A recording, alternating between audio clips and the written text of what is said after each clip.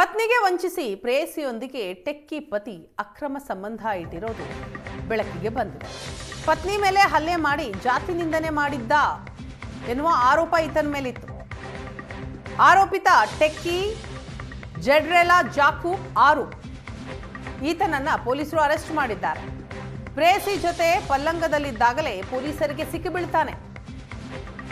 ಪತಿ ವಿರುದ್ಧ ಪತ್ನಿ ಅಟ್ರಾಸಿಟಿ ಹಾಗೂ ಹಲ್ಲೆ ಪ್ರಕರಣವನ್ನ ದಾಖಲು ಮಾಡಿರ್ತಾಳೆ. ಪತ್ನಿ ಕೊಟ್ಟಂತಹ ಕಂಪ್ಲೇಂಟ್ ಅದರ ಆಧಾರದ ಮೇಲೆ ಪೊಲೀಸರು ದಾಳಿ ಮಾಡ್ತಾರೆ.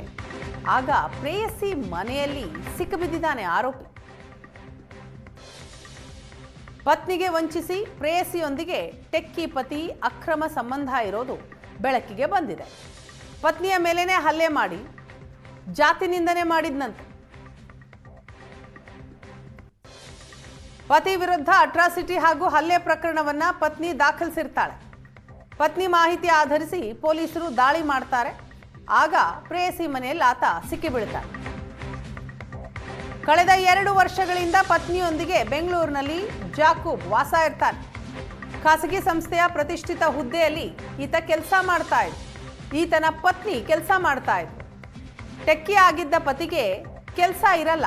ಹಾಗಾಗಿ ತನ್ನ ಕೆಲಸವನ್ನೇ ಪತ್ನಿ ಬಿಟ್ಕೊಟ್ಟಿರ್ತಾಳೆ. ಪತಿಗೆ ಲಕ್ಷಾಂತರ ಸಂಬಳ ಬರ್ತಾ ಇದ್ದ ತನ್ನ ಕೆಲಸವನ್ನ ಪತಿಗೆ ಕೊಡಿಸಿರ್ತಾಳೆ.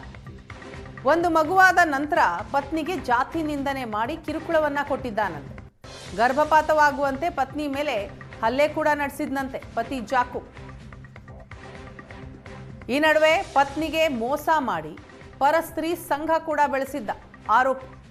ಈ ಹಿನ್ನೆಲೆಯಲ್ಲಿ ಪತಿ ವಿರುದ್ಧ ಅಟ್ರಾಸಿಟಿ ಮತ್ತು ಹಲ್ಲೆ ಪ್ರಕರಣವನ್ನ ಪತ್ನಿ ದಾಖಲು ಮಾಡಿರ್ತಾಳೆ. ಬೆಂಗಳೂರು ಡಿಸಿಆರ್ಇ ಪಶ್ಚಿಮ ವಿಭಾಗ ಠಾಣೆಯಲ್ಲಿ ದೂರು ದಾಖಲಾಗಿದೆ.